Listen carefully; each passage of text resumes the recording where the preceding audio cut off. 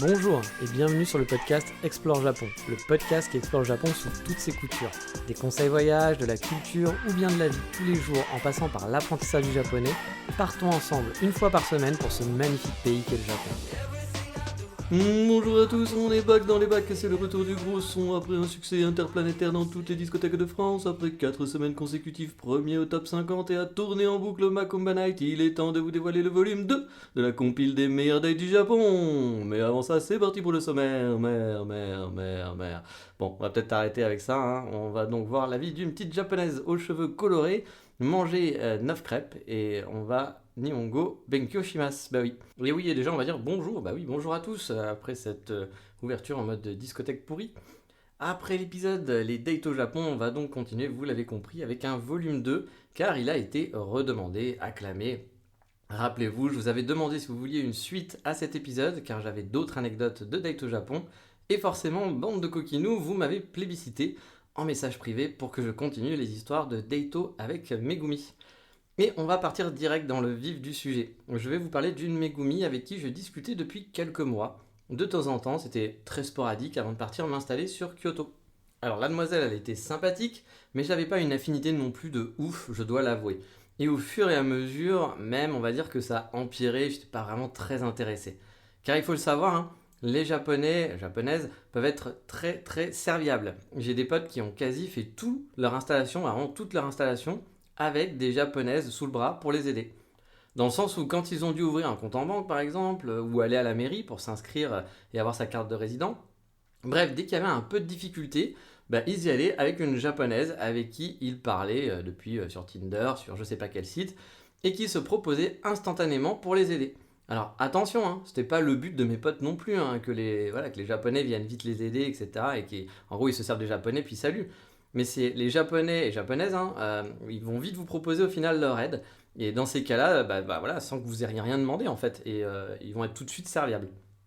Vous allez dire par exemple, ah, faut que j'aille à la banque, c'est un peu compliqué, j'espère que ça va bien se passer. Et tout de suite, il va dire, ah, bah, si tu veux, je viens avec toi. Voilà. Même, il n'y a même pas besoin de dire ça va bien se passer, hein. Ils vont vous dire, ah, bah, si tu veux, si tu as besoin d'aide, je vais venir. Ça arrive assez régulièrement. Moi, j'ai eu beaucoup d'amis en tout cas qui ont été dans ce cas-là. Et bien justement, pour moi, donc, cette demoiselle avec qui je parlais était un peu trop dans l'attente de voilà, qu'on se voit. Voilà, elle voulait absolument qu'on se voit et elle voulait m'aider. Et j'avoue, bah, moi, ça m'a un peu saoulé, et même beaucoup, assez rapidement. Je vais vous expliquer pourquoi. Par exemple, je l'avais pas encore rencontrée et on se parlait pas non plus, encore une fois, beaucoup. On s'était un petit peu parlé, mais sans plus, je la connaissais pas énormément, quoi. Et elle me proposait déjà, dès le premier jour, de venir avec moi le jour de mon arrivée faire l'état des lieux de mon appartement, avec l'agent immobilier, quoi. Bon, ça partait d'une bonne intention, hein. C'était sûrement pour se dire, tiens, je vais l'aider, il va avoir du mal à parler japonais, il doit être perdu, il va arriver dans un nouveau pays, c'est difficile. Voilà, allons-y. Mais bon, perso, je me voyais pas pour une première rencontre faire un état des lieux. Même pas en histoire de date, hein, même une rencontre amicale. Tu vas pas dire, ah tiens, on se connaît pas Michel, mais tu voudrais pas venir faire l'état des lieux avec moi, ça va être sympa. Bah non, enfin, je sais pas, voilà, ça me paraissait très, très étrange. Alors bah, voilà, ça aurait été weird quoi, auprès de l'agent immobilier aussi, hein, parce que genre je prends un appart pour moi et puis bah on se retrouve à deux avec une petite Megumi. Ça fait un peu bizarre quoi, ça fait un peu le mec genre bon je vous ai pas tout dit mais en fait on est 15, voilà, je viens avec toute ma famille. Donc je trouvais ça un petit peu bizarre, un peu étrange. Puis en plus, j'arrivais direct de l'avion, hein, il faut le savoir, avec mes valises. Et donc j'avais fait 2h30 de Shinkansen de Tokyo à Kyoto pour faire l'état des lieux dans la foulée, vraiment, hein, j'ai enchaîné. Honnêtement, j'avais pas spécialement envie d'ajouter en plus, rencontrer quelqu'un que je connais pas, discuter. Voilà, j'aurais été avec mes valises, qu'est-ce que je fais là? Puis après, j'aurais été tout seul avec elle dans mon appartement, on aurait dû aller manger quelque part, parce qu'elle allait pas, j'allais pas dire bon bah salut, merci, rentre chez toi. Puis j'aurais pas eu envie, j'aurais été fatigué, j'avais juste envie de ou profiter de mon appart, chose que j'ai fait le premier jour où je suis arrivé dans mon appart, j'ai kiffé. Il y avait rien, il y avait pas de meubles, c'était un appartement vide, le mec est parti, j'avais juste ma valise et j'étais là, je fais putain, je suis au Japon, je suis chez moi au Japon, j'ai un appartement à moi au Japon quoi. En plus, ce qui était cool. Donc du coup, voilà, j'étais content. Il y avait rien vraiment dans l'appart, il y avait que dalle, il était vide. Mais j'étais vraiment super content. J'avais des clés, j'étais plus SDF aussi parce que bah là, ouais, j'étais SDF, hein, j'avais plus de maison à moi depuis quelques semaines. C'était cool. Et en fait, bah, à savoir que donc je lui ai dit non, hein, bien sûr, elle est pas venue, pardon, et elle a continué comme ça à me harceler plein de fois. Bon, le mot est un peu fort, hein, mais elle voulait à chaque fois qu'on se voit. Dès que je disais que j'allais faire un truc, elle voulait s'incruster. Elle me demandait toujours ce que je faisais le week-end, par exemple, ou les jours libres. Je veux dire, je lui ai expliqué que j'avais envie de me débrouiller tout seul, parce que c'était vrai, en plus j'avais vraiment envie de me débrouiller tout seul. J'avais envie, voilà, d'avoir justement le plaisir des galères et les moments un peu awkward qui font des bons souvenirs, justement. Et que bah voilà, j'allais avoir beaucoup de choses à faire, les meubles à acheter, plein de trucs administratifs, qu'il fallait mieux qu'on se rencontre un peu plus tard, quand je sois bien installé, que je sois tranquille, le cœur léger comme on dit, et voilà, et que j'ai le temps d'en profiter, et qu'on puisse se voir, et qu'on se fasse juste une après-midi à se balader dans Kyoto. Mais bon, c'était pas un problème d'anglais, je pense, parce que bien sûr on parlait anglais ensemble, mais ça tiltait pas, hein. Elle était super relou, voilà, elle voulait vraiment toujours, tout le temps, qu'on se voit. Et du coup, ça m'a saoulé, mais vraiment saoulé, parce que dès que je disais un truc, c'était ah ben on peut se voir à ce moment-là. Je fais, non, bah non, parce que là je t'ai dit, je voudrais être un peu tranquille. Je lui avais même dit, hein, je lui avais dit, ah bah tiens, je sais pas, on devait être en avril quand je suis arrivé, je lui avais dit, ah bah peut-être début mai, on se verra, un truc comme ça. Mais à chaque fois, elle revenait à la charge, et c'était chiant. Du coup, j'ai laissé un long moment avant finalement, et bah oui, elle m'a eu à l'usure un jour d'accepter qu'on se voit. Mais c'était vraiment par dépit que j'ai accepté, hein, car elle était quand même sympa, voilà, elle était sympathique, elle s'est proposée à chaque fois de m'aider, puis elle était plutôt sympathique, vraiment.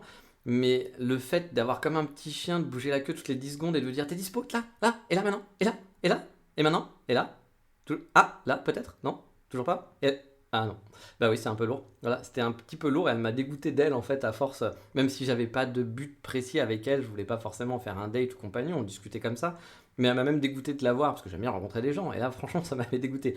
Mais elle m'a eu à l'usure parce que je me suis dit quand même, bon, au bout d'un moment, elle a tellement essayé, puis elle s'est proposée de faire des trucs sympas, je me suis dit bon, quand même, ça serait quand même cool et chouette de la voir, puis le temps, voilà.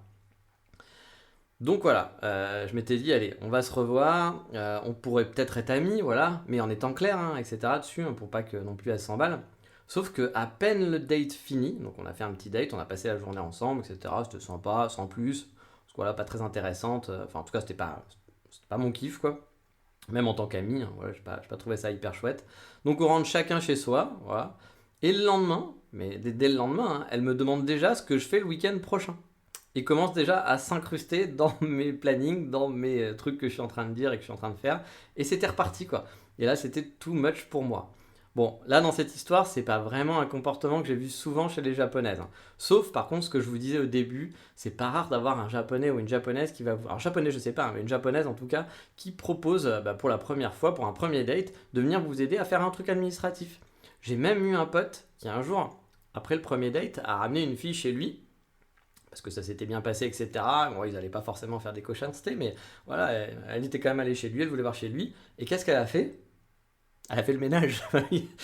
Forcément, pour un premier date, elle a fait le ménage chez lui. C'était pas dégueulasse et tout, hein. C'est pas genre elle est arrivée en se disant mais mon Dieu, qu'est-ce que c'est que cette horreur et tout. Il y avait un tout petit appartement, je pense qu'il y avait rien de... Connaissant le mec, c'était pas le mec le plus propre de la galaxie, mais c'est pas non plus le mec le plus dégueulasse du monde. Je pense que son appart était normal. Et la fille, bah voilà, elle a fait le ménage pour lui. Il était, bah, vous en doutez, hyper gêné. Voilà, c'est quand même très très chelou quoi. Mais bon, on a fini pour cette anecdote-ci, on va passer à une suivante. Et pour alterner, je vais aller vous raconter une histoire vécue par un de mes bons potes au Japon. Je vous ai déjà parlé de lui, c'est celui qui faisait des dates tous les week-ends quasiment. Un jour, il a rencontré une fille sur le papier qui avait l'air mais vraiment géniale. Ils font un rendez-vous, ça se passe super bien, mais vraiment super bien. Elle le kiffe grave, lui aussi, il est à bloc, il la trouve magnifique, elle est super sympa. Il me parle d'elle et c'est vrai que je suis super jaloux, vraiment. Quand tu me parles d'elle, je me dis mais putain, pourquoi j'ai pas rencontré cette fille quoi? Elle a l'air tellement géniale, c'est celle-là que je veux moi aussi. Voilà, je vais commander cette Megumi à Noël. Elle est super jolie. Elle a été digital nomade, elle bosse dans le web, bosse en remote, elle a bossé en Europe de l'Est.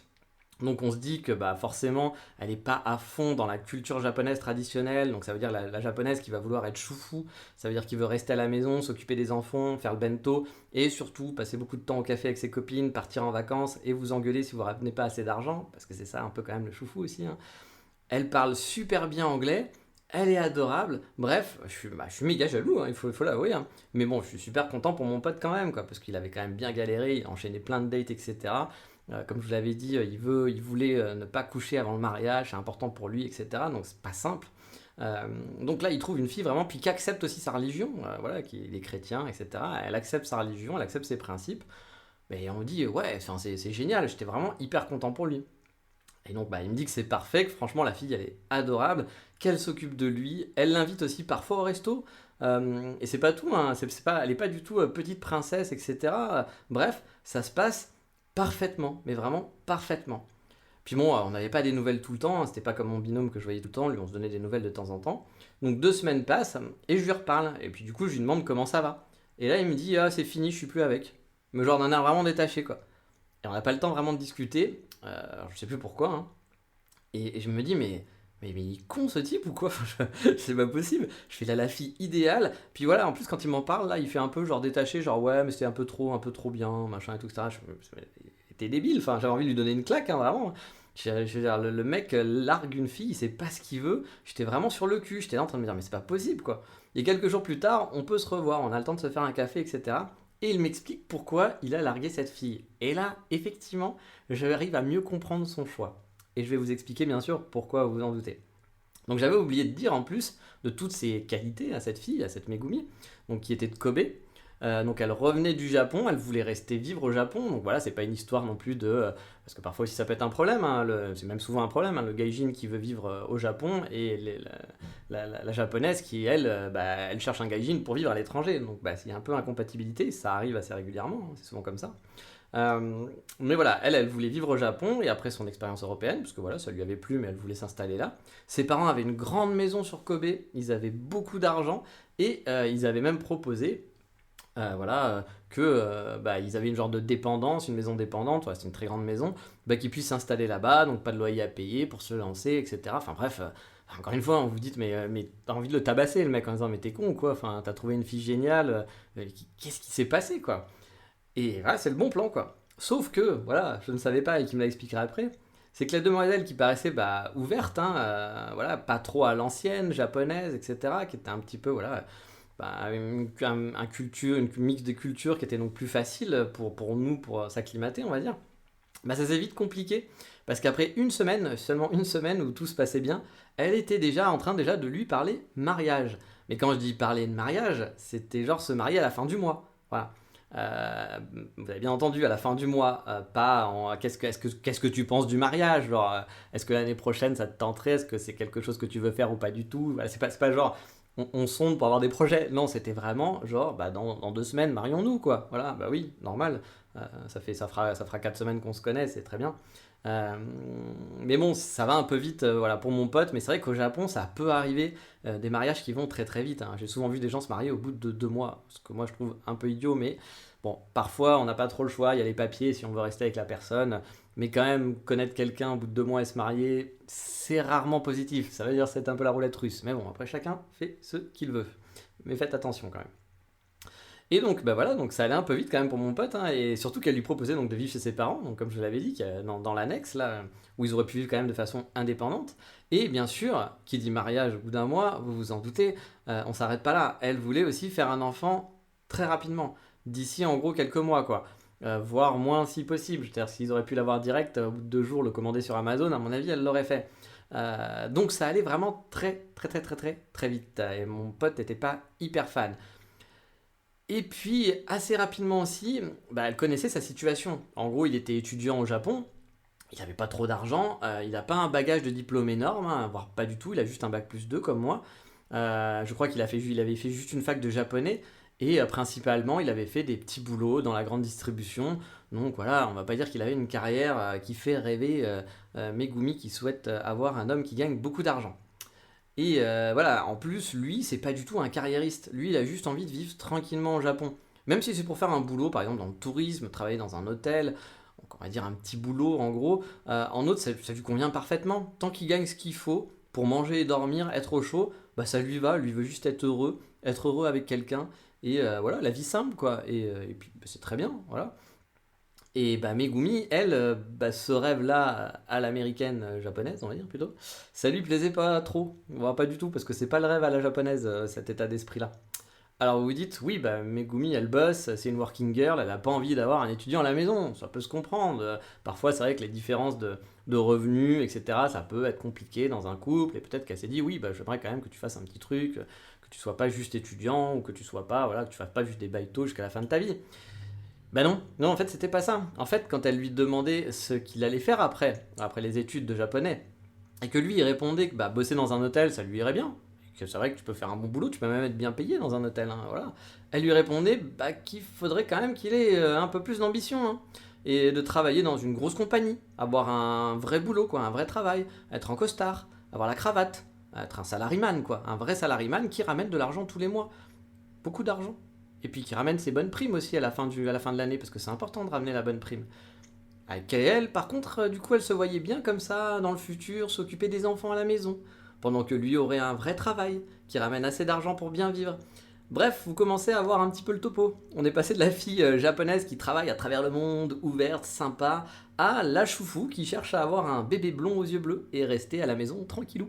Voilà, ce sont des choses que je vous en ai déjà parlé, mais les choufous, il y en a quand même beaucoup. Peut-être moins à Tokyo, parce que je pense qu'à Tokyo, il y a beaucoup plus de gens indépendants, mais dès que vous allez un petit peu plus en dehors de Tokyo, vous retrouvez plus facilement ce schéma de vie. Après, on l'aime pas, hein. Je critique pas encore le truc. Moi, personnellement, je n'aime pas du tout. Voilà, j'ai pas envie que ma copine reste à la maison. Alors, on va pas dire rien foutre, parce que gérer une maison, c'est beaucoup de boulot. Mais je peux le faire aussi. Voilà, on peut partager les tâches et elle ira travailler. J'ai pas envie qu'elle parte avec ses copines en vacances pendant que moi, je travaille comme un connard jusqu'à 23h tous les soirs et que je me fasse engueuler parce que j'ai pas ramené une bonne prime. Je vous parle de ça, c'est du vécu. Pas pour moi, mais je connais beaucoup de gens pour qui c'est vraiment ça leur vie. Et c'est pas ouf. Et après, si ça plaît aux gens de faire ça, encore une fois, c'est toujours pareil, hein, si les deux personnes sont ok, très bien. Bah, si chacun trouve son compte, et je sais que les Japonais, ils trouvent quand même leur compte, hein. Beaucoup de couples japonais sont comme ça, avec le mari qui travaille énormément, la fille qui s'occupe de l'enfant, qui fait les bento, qui peut paraître soumise, mais à côté de ça, qui va aller faire ses cafés avec ses potes, qui va partir en vacances avec ses potes, et le mec qui lui va faire sa life. Ce qu'il faut savoir, c'est que souvent les deux vont aller coucher à droite à gauche et que c'est pas grave tant qu'on reste ensemble. Voilà, pour l'image de marque de son couple, c'est ça le plus important. Mais on peut aller à droite, à gauche. Encore une fois, hein, c'est une culture, c'est un choix. Je critique pas, enfin si je critique parce que c'est pas quelque chose que je kiffe, mais je peux comprendre que des gens aiment et s'ils sont contents, si les deux sont contents comme ça, bah très bien. Mais moi en tout cas, c'est clairement pas le genre de relation que j'ai envie d'avoir plus tard.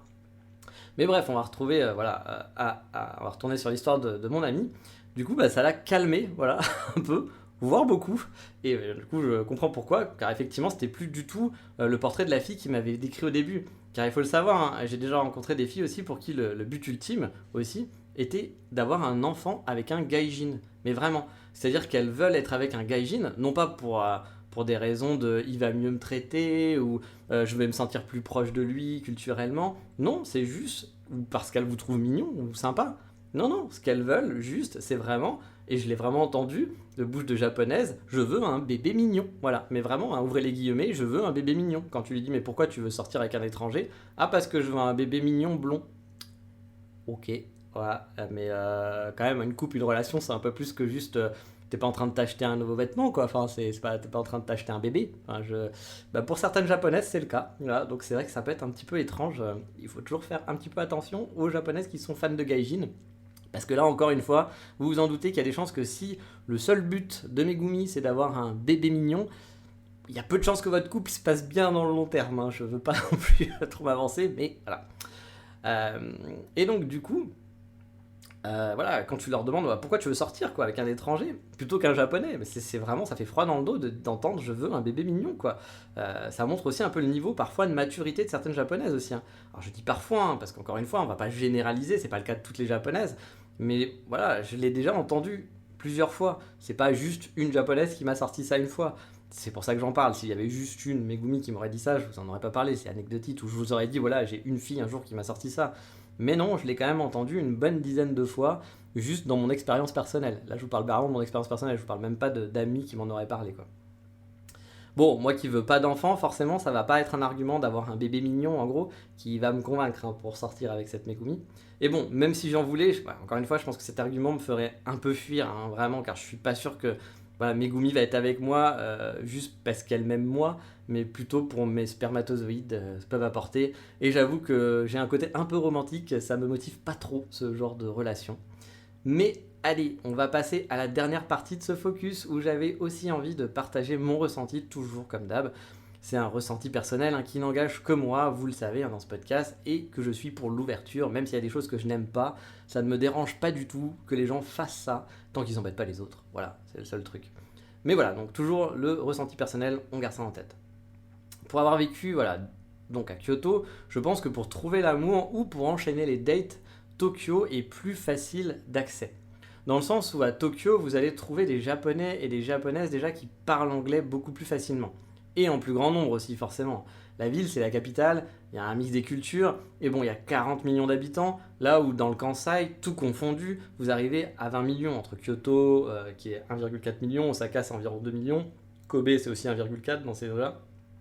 Donc ça vous limite un peu plus, forcément, même si 20 millions, c'est quand même beaucoup, hein, on va pas se mentir. Mais voilà, et là, vous êtes dans le double. Mais en termes de date, par exemple, ça a toujours été plus facile pour moi de rencontrer via des applis, genre Tinder sur Tokyo, Tinder en étant sur Tokyo, pardon, que en étant sur Kyoto ou Osaka. Et vraiment, principalement à cause de l'anglais, je pense. Par exemple, j'ai déjà daté dans un bar, enfin plutôt, on m'a daté dans un bar à Tokyo. J'étais en mode vacances, hein, mais je vivais au Japon déjà à l'époque, mais j'étais venu à Tokyo voilà, en vacances. J'étais allé boire un verre pour changer un peu, parce que d'habitude le soir, quand je suis en vacances, je suis pas trop sorti. Je préfère me balader la journée à fond, me lever tôt, marcher beaucoup et me faire mes cafés dans la journée. Donc mon budget a déjà été bien avancé. Et me coucher pas trop tard pour être en forme ensuite. Surtout que, comme je vous le dis, je marche beaucoup et je suis souvent vraiment crevé le soir. Mais bon, là j'avais envie un peu de profiter. Les bars tout seul, j'y vais pas souvent. Mais je me suis dit, je me suis mis un petit coup de pied au cul et je me suis dit, allez, on va tenter un bar à Shibuya. Dans un quartier un peu paisible, hein. C'était pas le bar genre discothèque, non, on reprend pas le truc du début, je vous promets. C'était un petit bar, un tout petit bar un peu paumé. Je l'ai tenté un peu au hasard, hein. Il était planqué dans un petit immeuble au troisième étage, pardon. Je suis arrivé, il n'y avait pas grand monde, c'était pas très grand non plus, hein. Il y avait une table de 4-5 japonais qui rigolaient et une fille au comptoir qui était tout seul et un couple qui était sur une table à deux. Je me suis posé au comptoir vu que j'étais tout seul, hein, et j'ai commandé un truc. Et bien vu que j'avais pas grand chose à faire, j'ai sorti le tel et j'ai regardé les réseaux sociaux, les news, etc. Parce que quand vous êtes tout seul, vous vous emmerdez un peu, sauf si vous avez la tchatch, mais bon, ne parlant pas japonais, c'est un peu compliqué. Et la japonaise à côté de moi a vu mon téléphone et a vu que c'était en français. Bon, je pense qu'en plus elle voulait discuter, elle voulait parler, hein. Et du coup, elle m'a accosté en me demandant si j'étais français. Ouais, bien vu. Qu'elle était déjà allée à Paris, forcément. Bref, le genre de phrase qu'on sort pour commencer à faire connaissance. Bon, bien sûr, tout ça c'était en anglais, hein, c'était pas en japonais. Elle parlait bien mieux anglais que moi, du coup on a pu discuter facilement. Bon, je vous passe les détails, hein. Megumi n'était pas contre s'amuser, je pense que c'était même l'idée de départ, hein, pour elle quand elle m'a accosté. Moi j'avais rien contre non plus, hein. La soirée, c'est donc bien terminé, vous vous en doutez. On n'a pas gardé contact, c'était juste une soirée sympa comme ça, entre adultes consentants on va dire. Et ce genre de rencontre, je l'ai eu beaucoup plus facilement à Tokyo qu'à Kyoto, voire même qu'à Osaka, où les gens parlent moins anglais, beaucoup moins anglais, voire beaucoup moins anglais. Ce qui du coup prive un peu ce genre de rencontre. Alors après, Kyoto c'est encore pire, Osaka encore à la limite, il y a beaucoup de jeunes, il y a des jeunes en plus ils sont très, très chaleureux, donc vous allez pouvoir faire des rencontres amicales et beaucoup plus facilement.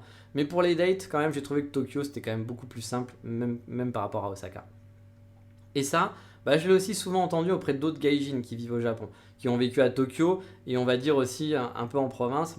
Et souvent, les retours, c'est que c'est plus difficile de rencontrer en province, toujours à cause de l'anglais. Et aussi car en province, les filles ont tendance à être un peu plus, on va dire, dans le côté japonaise traditionnel, le fameux shufu, le fameux, un peu moins ouvert, on va dire, sur les cultures étrangères, ou pas forcément moins ouvert, mais moins habitué en tout cas. Et du coup, il y a le choc des cultures qui va s'inviter plus facilement à la table, et parfois c'est un peu problématique.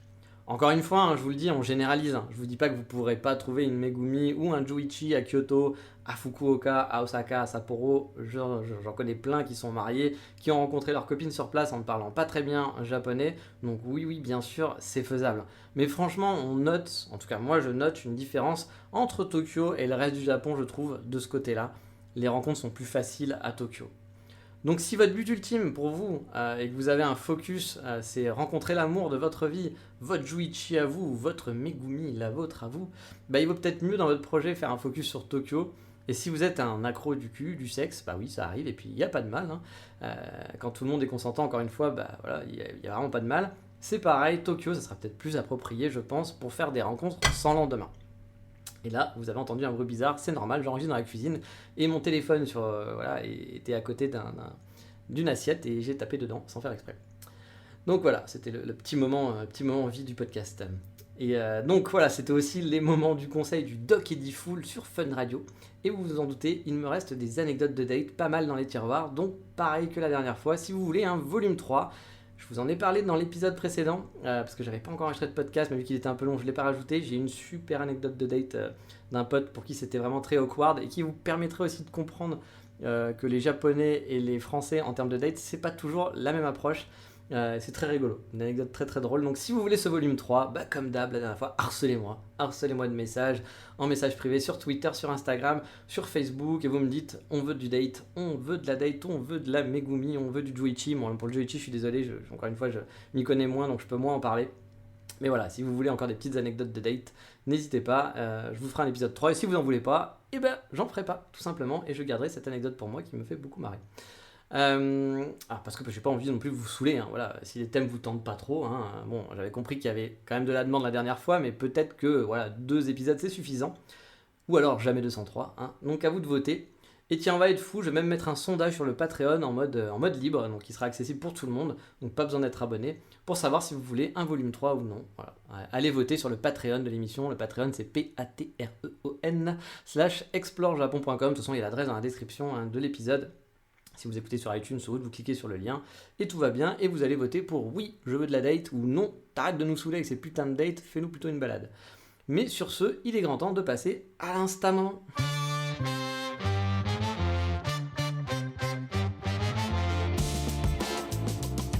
Et cette semaine, on va pas partir en date, non, mais on va aller voir quand même une demoiselle qui n'est pas photographe, qui n'a pas un compte extraordinaire. C'est le genre de compte, comme je vous l'ai déjà dit, que j'aime bien suivre, car c'est le compte de quelqu'un de lambda. Voilà. Totalement lambda, qui est pas là, qui est pas un Instagrammeur, machin et tout, non, c'est quelqu'un qui poste ses photos parce que ça lui fait plaisir et qui nous fait voir sa vie quotidienne au Japon. C'est une japonaise un peu aux accents internationaux, cheveux colorés, fashion un peu à l'américaine, bref. Elle aime, je pense, la culture occidentale et sur son Instagram, pas trop de selfies, même s'il y en a un peu, mais on va surtout découvrir son quotidien. Parfois, elle nous présente son style du jour, parfois une petite balade dans une ville japonaise ou alors des photos de bouffe. Bah oui, le Japon et la nourriture, vous le savez, c'est toute une histoire. Bref, un compte sans prétention, mais c'est ce genre de compte que j'aime bien suivre pour découvrir la vie des Japonais de toutes sortes. Il s'agit du compte de Yuki Shudo. Comme d'hab, les liens et les photos sur le Patreon, vous connaissez la chanson, et le lien sera quand même dans la description de l'émission. Et alerte promo, on n'oublie pas de mettre des commentaires sur Apple Podcast. Bah oui, mine de rien, on est au-dessus des 80 notes maintenant. Et si j'arrivais à 100, je serais content. Voilà, même si au final, ça change pas grand-chose, avouons-le. Hein. Mais bon, si vous n'avez pas encore mis de notes sur Apple Podcast et qu'un jour, aux toilettes, vous êtes avec votre smartphone et que vous vous faites chier, bon, pas de mauvais jeu de mots, hein, voilà, petite note, juste un petit commentaire, ça fait toujours plaisir, même si c'était pendant que vous étiez aux toilettes, ça me fera quand même plaisir. Mais il est grand temps, vous le savez maintenant, de continuer avec la rubrique Voldemort.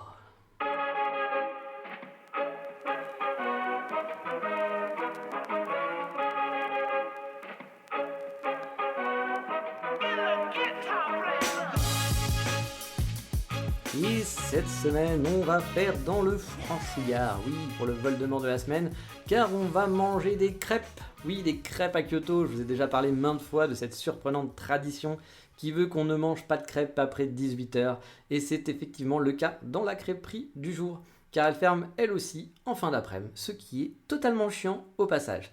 Oui, on n'a pas peur de passer des coups de gueule et de dénoncer, oui, sur Explore Japon. Cette crêperie, c'est 9 crêperies. Alors 9 crêperies comme le chiffre 9 dans le texte. Elle est dans le centre nord, on va dire, de Kyoto, très proche du gros parc du Palais Impérial. Vous aurez comme d'hab le lien dans le Patreon de l'émission, vous connaissez la chanson. Mais est-ce qu'elles sont bonnes ces crêpes ? C'est ça l'important. Eh bien oui, elles le sont. J'en avais déjà parlé dans je ne sais plus quel podcast, mais j'avais vraiment apprécié la crêperie. On y trouve des galettes de sarrasin avec plein de produits frais et pas de panique, il y a une carte en anglais. Mais on avait eu le droit à la carte en japonais avec un ami. Je venais d'arriver à Kyoto, un moment anecdote, et lui était là en vacances. Il est végétarien en plus, donc comment vous dire, c'était un peu panique à bord de se retrouver avec une crêpe saucisse par exemple. La patronne et une des serveuses était vraiment morte de rire derrière le comptoir en voyant qu'on essayait de garder un peu la tête haute, genre moi on va y arriver, il n'y a aucun souci, je m'en fous d'avoir la carte en japonais, aidez-moi. Et que l'autre serveuse qui devait être nouvelle nous tendait le menu du coup en japonais et qui était là en train de rester à côté de nous en sachant pas trop quoi faire. Bon, au bout d'un moment, il y a la patronne qui est venue avec la carte en anglais. C'était pas de moquerie ou autre, je pense que c'était plus le fait que la serveuse qui ne devait pas être habituée à avoir des étrangers était venue avec la carte en japonais et que la patronne Elle était plus habituée aux touristes, avait trouvé ça drôle. Mais au final, le plus important, est-ce qu'on a bien mangé? Eh bien oui, plutôt oui. On a très bien mangé. C'était une bonne adresse à laquelle, hélas, j'ai pas pu regoûter à cause de ces fameux horaires et de la fameuse règle de ne pas être ouvert le soir. Et j'avoue, c'est dommage parce que j'ai mon binôme qui adore les crêpes et du coup, j'aurais adoré l'amener là-bas, mais à chaque fois, il aurait fallu qu'on aille manger à 4h, quoi, à 16h ou le midi. Et moi, je mange pas le midi. Non, je mange jamais le midi. Du coup, aller manger une crêpe le midi, ça m'aurait saoulé. Et car je suis quelqu'un de cool, je vous partage une autre adresse sur Kyoto qui, elle, est ouverte la nuit. On the night, where Macumba night, on est reparti. Bon, pas toute la nuit, bien sûr, hein, mais qui n'est pas donné. Par contre, pour des crêpes, soyons clairs. Mais bon, les crêpes au Japon, c'est un peu le luxe, hein, tu vois. C'est un peu comme les pizzas. Hein. Les pizzas, c'est le luxe au Japon. C'est le Brace Café, qui, comme son nom l'indique, est français. C'est une chaîne qui existe en France, mais aussi au Japon, car le proprio est un chef français qui est marié à une japonaise. Il a voulu du coup marier les saveurs japonaises aux crêpes, et franchement, les crêpes, ils sont très très bonnes. Il y a par exemple des rolls originales, des genres de sushi crêpes, si vous voulez. Pas avec du poisson, mais en forme de sushi. Il y a un vrai mélange des saveurs, et c'est en plein cœur de Kyoto. Il y en a beaucoup à Tokyo aussi, là, je sais pas, il a plus de 17 magasins au Japon, hein, c'est pour vous dire, hein, succès hein, quand même. Et pour manger une bonne crêpe au Japon, c'est mon gars sûr, vous pouvez y aller. Mais bon, moi j'y allais pas souvent car je trouvais quand même ça un peu cher pour ce que c'était. C'était quand même juste des crêpes quand même au final. Donc de temps en temps, ça ne fait pas de mal de se faire un petit plaisir, mais pas trop m'en abuser non plus. Mais voilà, on va lâcher les crêpes pour retourner dans les cafés. Ben oui, pour le coup de cœur de la semaine, on va dans un café, mais on va aussi Benkyo Shimasu.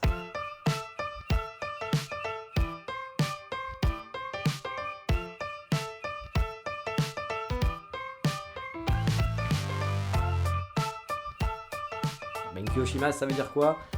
Vous allez bientôt le savoir. Car mon coup de cœur de cette semaine, c'est pour le retour d'une activité que j'avais perdue depuis quelques mois, voire années, on va dire. C'est le retour du fameux classeur de japonais au café. Car oui, depuis 2 semaines, j'ai repris une petite daily routine, comme on dit. C'est d'aller le matin au café et travailler pendant 1 heure mon japonais qui est totalement rouillé, il faut l'avouer. Bon, pour l'instant, travailler est un bien grand mot, car je recopie principalement mes notes et cours que j'avais prises au Japon pendant mon année au Nihongo Center.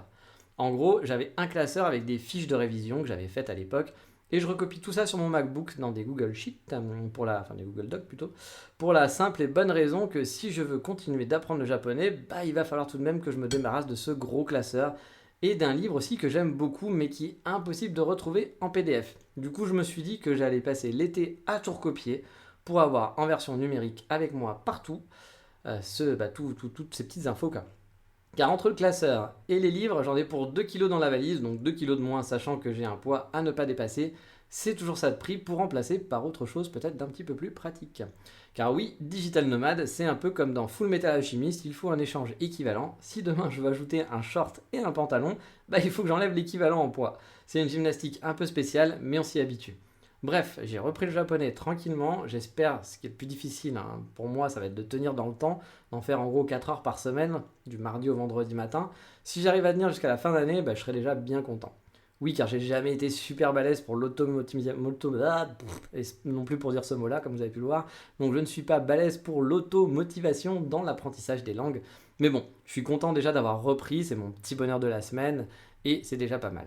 Mais voilà, on a fini pour aujourd'hui et il est grand temps de se dire, comme d'habitude, à la semaine prochaine pour un nouvel épisode. Et vu que ça fait un bail et qu'on s'est pas baladé, je vais essayer de trouver une petite destination sympa à vous faire découvrir, une petite marche, une petite balade tranquille. Ça sera le prochain épisode pour vous. Et bien vous le saurez la semaine prochaine. Sur ce, je vous dis à bientôt. Ciao, bye bye, matane.